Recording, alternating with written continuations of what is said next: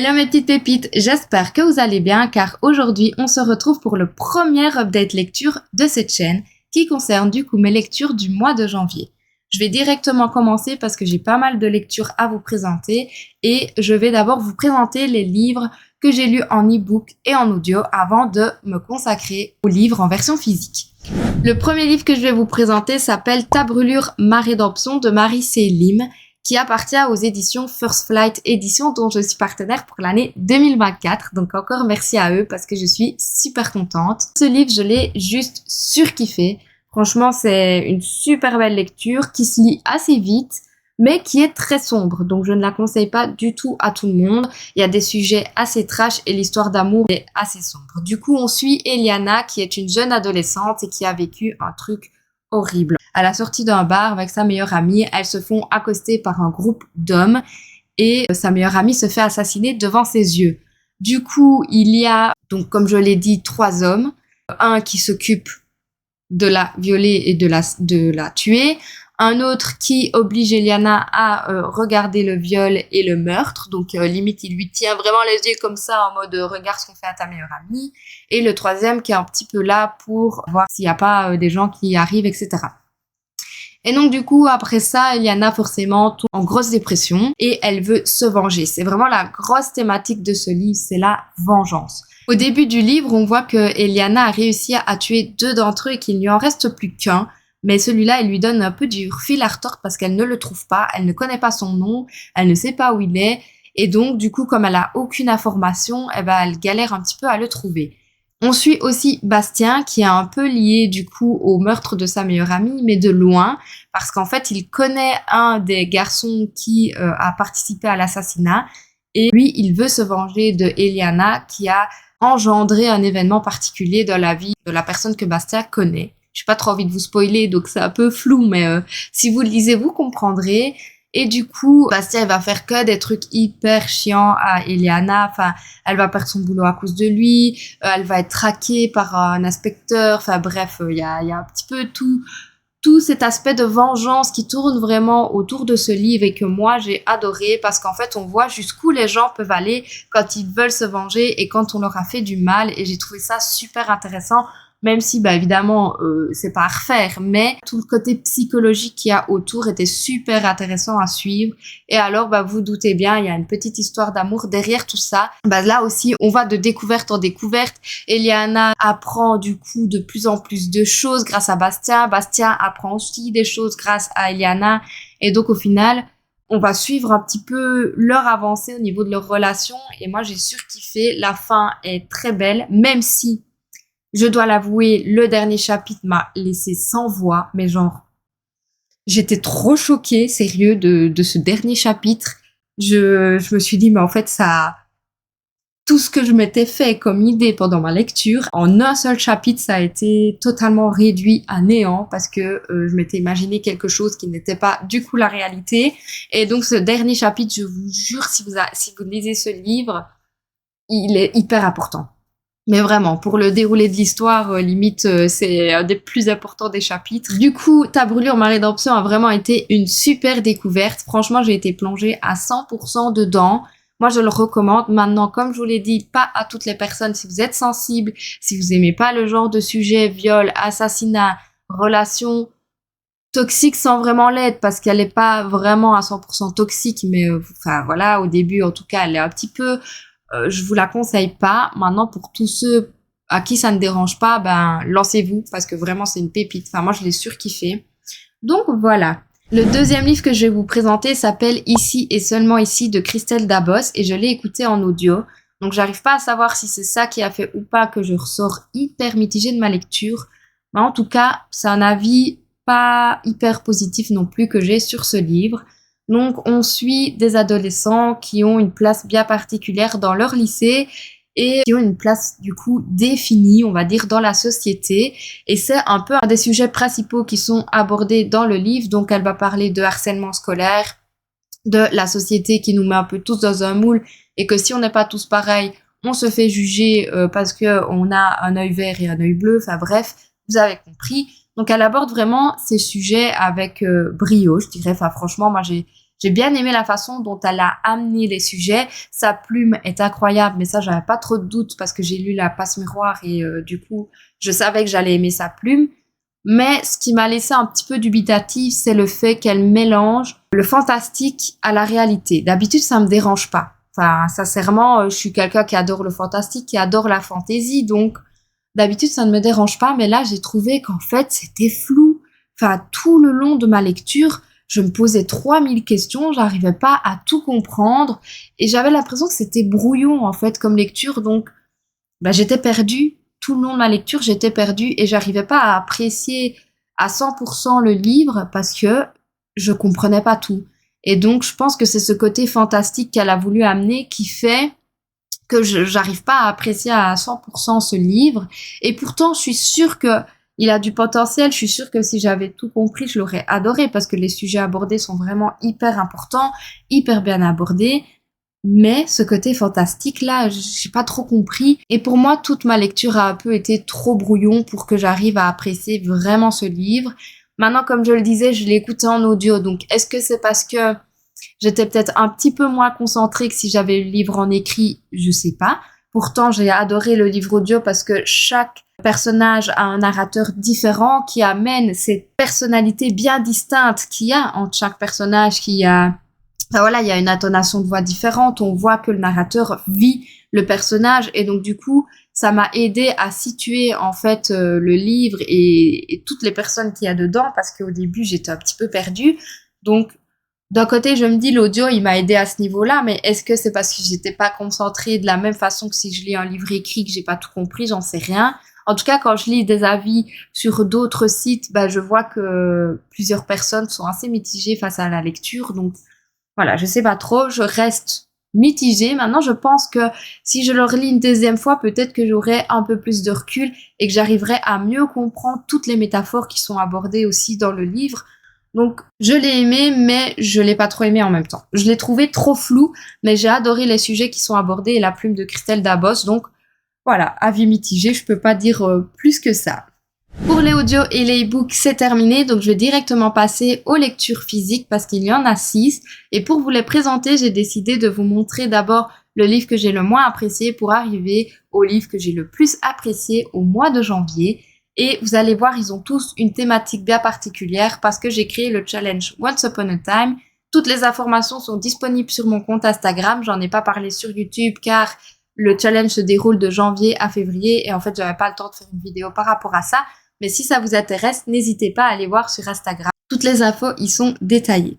Le livre que j'ai le moins apprécié au mois de janvier, c'est Poison, Charme, Beauté de Sarah Pinborough. Donc ici, c'est une réécriture de Blanche-Neige, Cendrillon et La Belle au bois dormant et c'est un intégral. Donc vous pouvez retrouver les 3 histoires séparément si vous le souhaitez, mais elles se suivent. Donc il faut absolument commencer par Poison, puis Charme et puis Beauté. Alors ici, de nouveau, je suis assez mitigée. Du coup, si il est en dernier, vous vous doutez bien que c'est pas le livre que j'ai préféré, donc que j'ai un avis plutôt mitigé. Du coup, je vais vous faire un avis sur chaque histoire parce que elles ont chacune leurs caractéristiques. Donc d'abord, Poison, c'est une réécriture de Blanche-Neige. Et sincèrement, le début, j'ai beaucoup apprécié. On retrouve les éléments principaux de Blanche-Neige. Donc, il y a Blanche-Neige, la méchante reine. Et ici, le père de Blanche-Neige est toujours vivant. Il part juste à la guerre. Et donc, du coup, Blanche-Neige se retrouve seule avec la méchante reine. Et donc, de là, on suit un petit peu tout ce qui se passe dans Blanche-Neige. Donc, en gros, la méchante reine demande à son miroir qui est la plus belle. Il répond que c'est Blanche-Neige. Et donc, elle a la haine contre Blanche-Neige.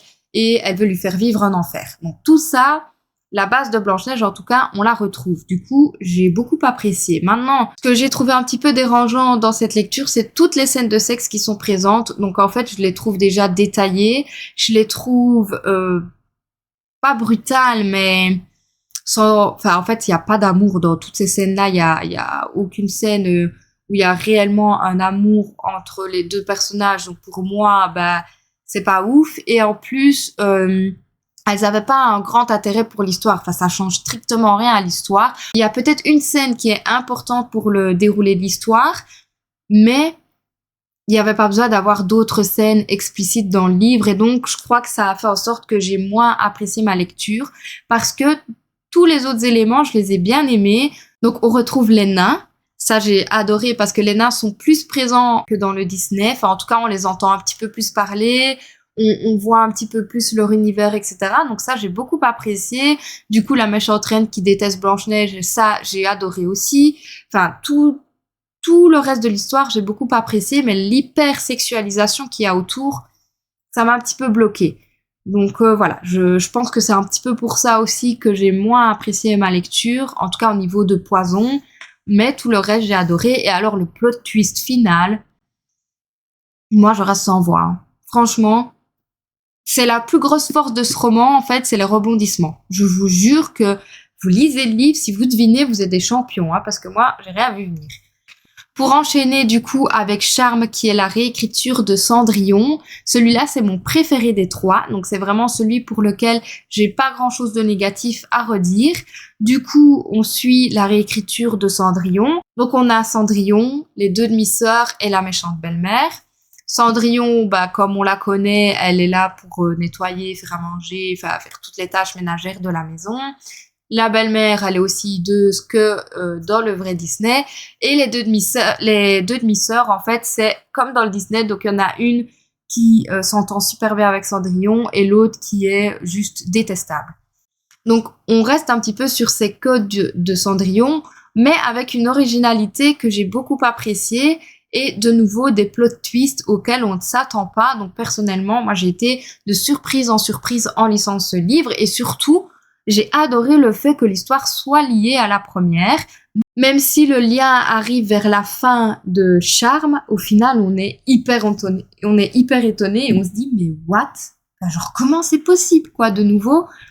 Hyper surprise, et donc, c'est Charme qui a été mon préféré au niveau des 3 contes que j'ai pu lire dans ce livre. Pour le troisième, qui est Beauté, celui-là, le néant. Pas que je n'ai pas compris, elle était assez facile à comprendre l'histoire, mais il y a eu un mélange de contes, je me suis dit mais qu'est-ce qui se passe? Enfin, genre le premier et le deuxième, ok, il y a des petits liens entre eux, mais Blanche-Neige c'est Blanche-Neige et Cendrillon c'est Cendrillon, enfin il n'y a pas de mélange par rapport à ça, même si les histoires sont liées et ça c'est plutôt intéressant, mais là, dans Beauté, je me suis dit mais what the fuck? En gros, on suit une réécriture de La Belle au bois dormant. Alors, mis à part le fait que tous les animaux de la forêt et la reine sont endormis depuis 100 ans, c'est le seul lien que je vois avec La Belle au bois dormant, personnellement. Mis à part ça, qui fait partie de la réécriture de La Belle au bois dormant, le reste, le néant. On a des contes qui se sont mélangés, donc on voit apparaître Rumpelstiltskin, la Belle et la Bête, même, je pense qu'il y avait à un moment donné. Puis, bah, du coup, il y a La Belle au bois dormant. Et comme les histoires sont liées, bah, on retrouve Blanche-Neige et Cendrillon. Enfin, bref. Il y a eu tout un mélange de contes là que j'ai pas trop compris. En fait, les personnages qui sont dans l'histoire sont super intéressants, nouveaux. Mais pourquoi avoir appelé ce personnage Rumpelstiltskin qui existe et qui n'a pas du tout le même rôle que dans Beauté? Enfin, du coup, j'ai pas trop compris pourquoi elle a voulu reprendre d'autres personnages des contes Disney, alors que si elle s'était contentée en fait de faire son histoire avec ses idées, mais sans donner le nom d'autres personnages Disney, bah, je pense que ça aurait été, je me serais pas emmêlé les pinceaux et j'aurais pu apprécier un peu plus ma lecture, mais là il y a eu de nouveau un mélange de personnages que j'ai pas très bien compris et il y a de nouveau l'hypersexualisation qu'on a retrouvé dans Poison et que du coup j'ai pas apprécié. Enfin, de nouveau, ce sont des scènes pour moi qui n'ont pas vraiment leur place dans l'histoire. Il y a des livres pour lesquels, ok, les scènes sont fondées, mais là pour moi il n'y avait pas vraiment de raison de les mettre et donc de nouveau bah ça fait que je ressors de ma lecture mitigée. Ce que j'ai le plus apprécié du coup, c'est vraiment les liens entre les histoires, c'est les références aux contes originaux et l'originalité qui en découle et les plot twists juste incroyables. Mais ce que j'ai le moins apprécié du coup, c'est l'hypersexualisation. Et dans Beauté, ce sont tous les mélanges entre les contes et toute cette incompréhension du coup qui tourne autour de ce conte-là. Maintenant, ça reste une bonne lecture, mais voilà, je pense que je ne le relirai pas et que ce ne sera pas mon préféré dans toutes les réécritures de contes que j'ai pu lire. Donc voilà. En 5e position, j'ai mis Les Disparus du pays imaginaire de Hayden Thomas. D'ailleurs, j'ai la version trop belle. Ici, on suit Wendy qui a été portée disparue il y a 5 ans avec ses 2 petits frères. Il n'y a que elle qui a été retrouvée et ses 2 petits frères sont toujours portés disparus. 5 ans plus tard, il y a de nouveau des disparitions d'enfants qui se produisent dans sa ville, donc ça la ramène un petit peu à son passé et à ce que elle a vécu. Un jour, en rentrant chez elle, elle découvre un enfant sur le bord de la route et en allant voir un petit peu ce qui se passe, l'enfant l'appelle Wendy et donc il semble la connaître, mais elle ne le connaît absolument pas. Du coup, elle se pose 1000 questions, elle se demande qui il est et elle découvre au fur et à mesure qu'il s'appelle Peter. Peter a une place hyper importante dans l'histoire de Wendy parce que sa maman lui racontait tout le temps l'histoire de Peter Pan et elle, du coup, retransmet cette histoire qu'elle connaît aux enfants dont elle va s'occuper à l'hôpital. Enfin bref, il y a toute cette ambiance qui tourne autour de Peter Pan qui lui fait se poser plein de questions par rapport à ce petit garçon qui ressemble au Peter qu'elle connaît de ses histoires, qui s'appelle Peter et elle semble l'avoir déjà vu. Donc du coup, elle va vraiment se poser plein de questions par rapport à ça et on suit un petit peu toute son avancée et toute son aventure avec Peter. Et forcément, du coup, les liens qui se font avec les disparitions d'enfants qui se produisent de plus en plus souvent. Alors personnellement, au tout début, j'ai adoré ce que je lisais, j'ai adoré l'ambiance sombre, je l'ai lu au mois de janvier, donc comme il faisait très noir dehors, bah, ça me mettait encore plus dans l'ambiance que Hayden Thomas a voulu transmettre dans l'histoire. Maintenant, au fur et à mesure, j'ai trouvé qu'en fait, il était hyper lent. Il n'y avait pas beaucoup d'action et il y avait beaucoup trop de ressemblances au niveau du conte de Peter Pan. Alors oui, une réécriture, forcément, c'est lié au Disney qui est censé être présent dans l'histoire.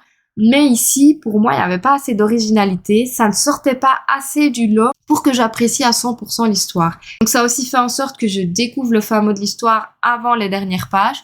Donc là aussi, aucune surprise quand je suis arrivée à la fin. Je me suis dit, bah oui, en fait, je m'y attendais.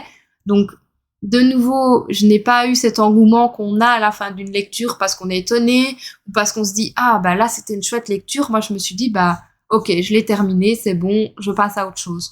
Et pourtant, le début, j'ai vraiment accroché. Enfin, je surkiffais vraiment ce que je lisais. Au fur et à mesure, mon engouement est retombé parce que c'était trop ressemblant à ce que je connaissais. Et bah du coup, j'avais deviné la fin. Et ça, malheureusement, ça a joué aussi sur le fait que j'ai moins apprécié ma lecture.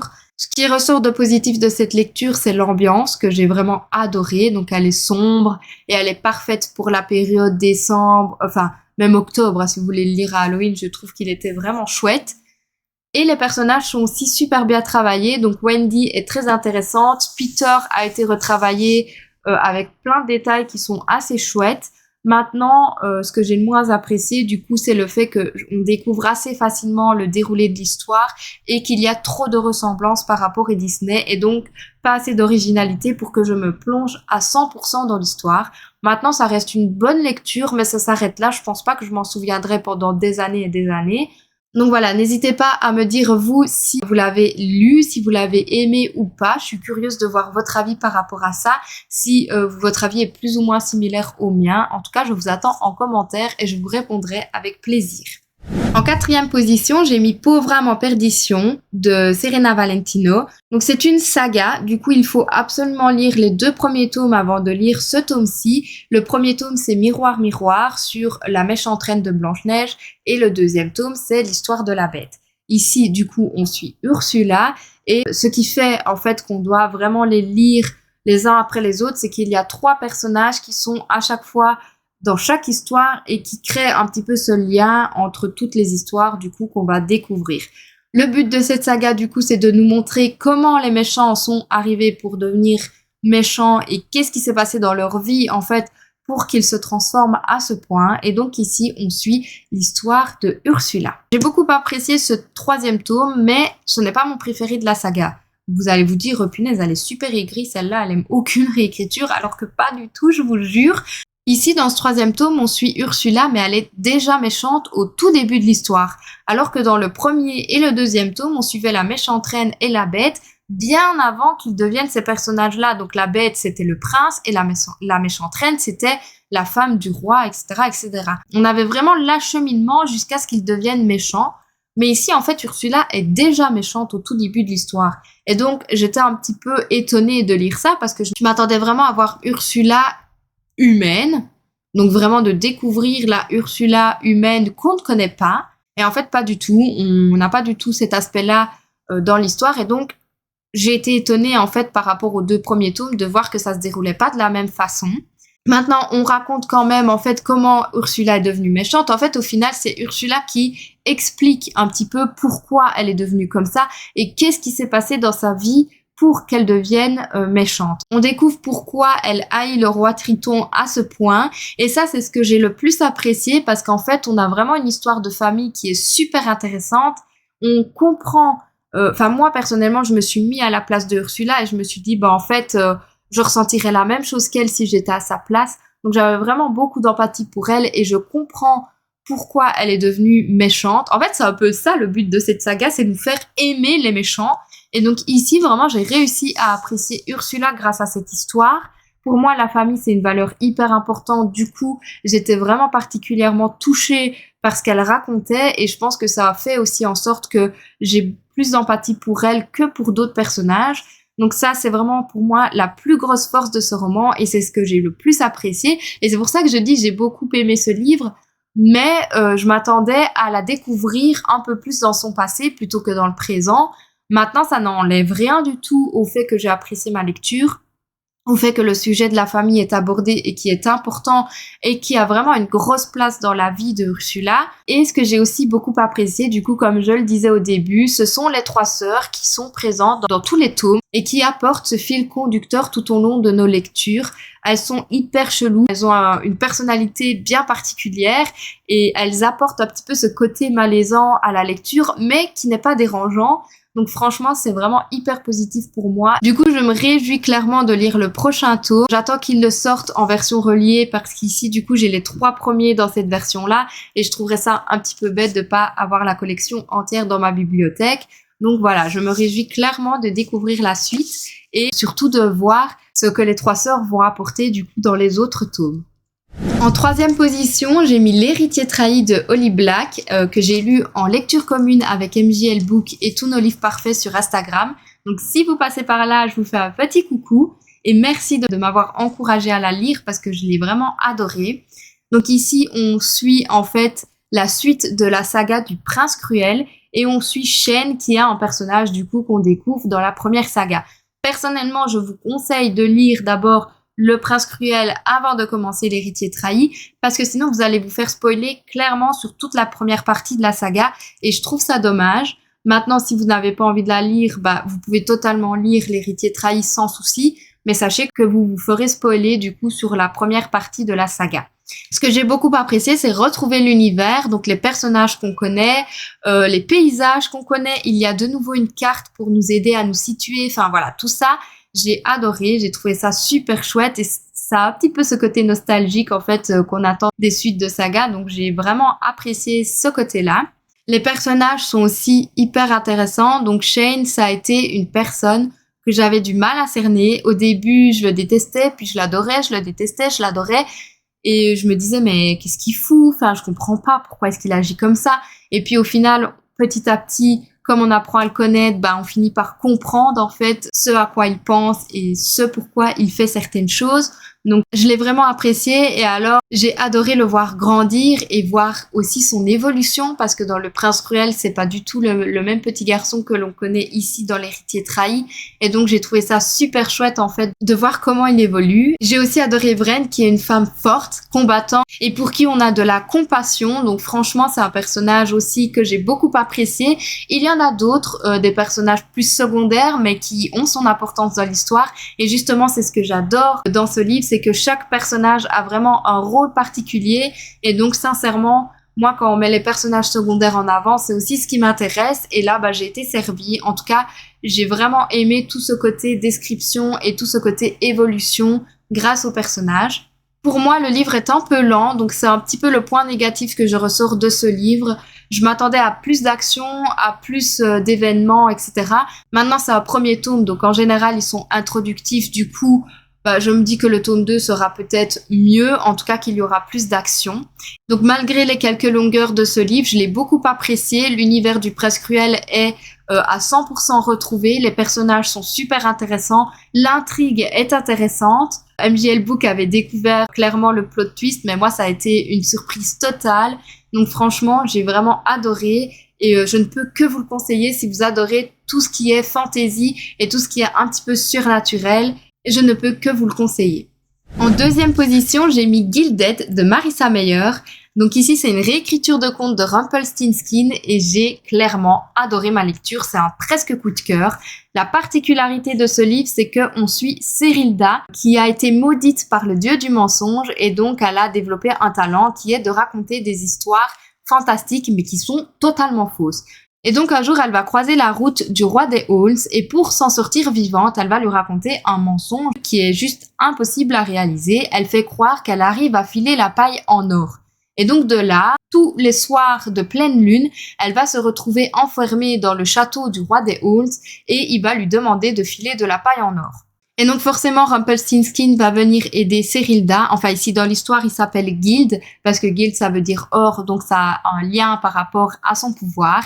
Et chaque jour de pleine lune, ils vont se retrouver. Il y a une histoire d'amour qui se développe entre les deux personnages qui est super intéressante et c'est un slow burn. En tout cas, ne vous attendez pas à ce qu'ils sortent ensemble dès les premières pages.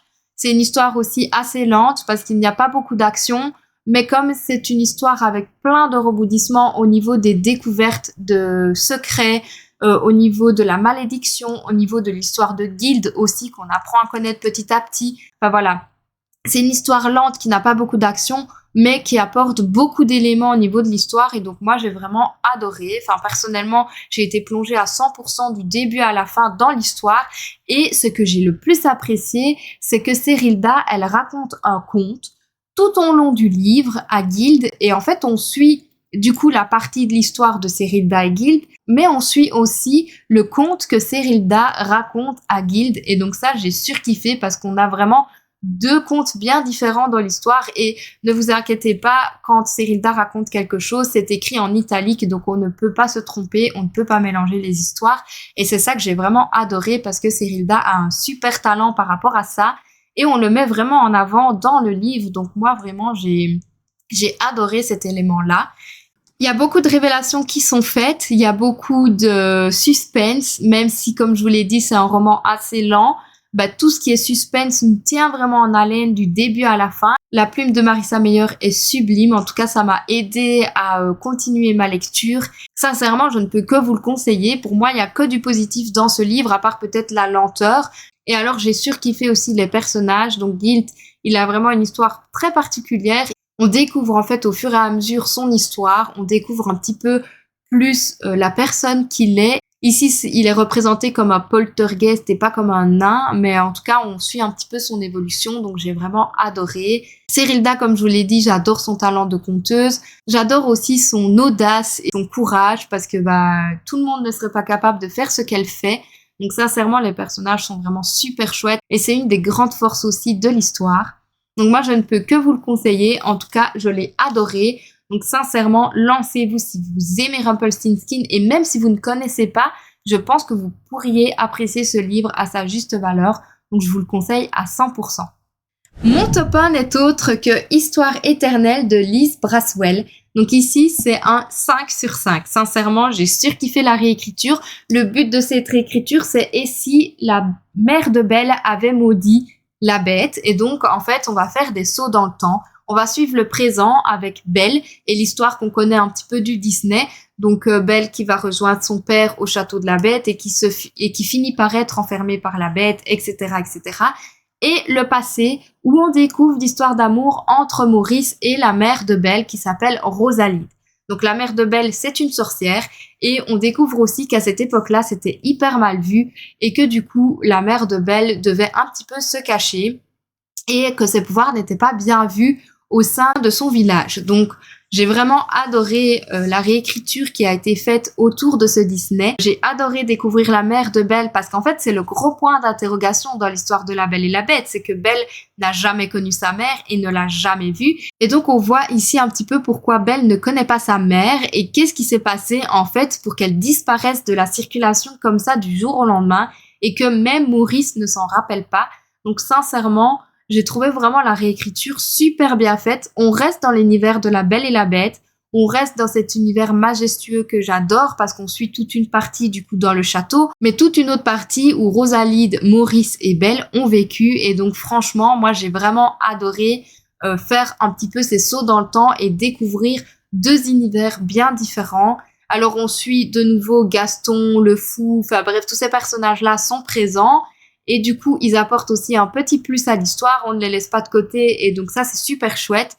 Et alors, tous les personnages qui font partie du château, donc Lumière, Big Ben, Madame Samovar, etc., sont aussi fort présents, et on découvre un petit peu aussi l'histoire de leur passé. Et donc ça, c'est un gros plus pour moi dans l'histoire, parce que les personnages secondaires sont vraiment mis de côté dans les Disney, alors que ici, dans la réécriture, ils sont vraiment bien amenés, on découvre leur passé, on découvre qu'il y a un lien en fait entre leur passé et entre le présent de Belle. Donc découvrir tous ces personnages-là a été vraiment un gros plus pour moi dans l'histoire. Je ne pourrais pas vous donner d'éléments négatifs par rapport à cette lecture parce que sincèrement je l'ai kiffé du début à la fin.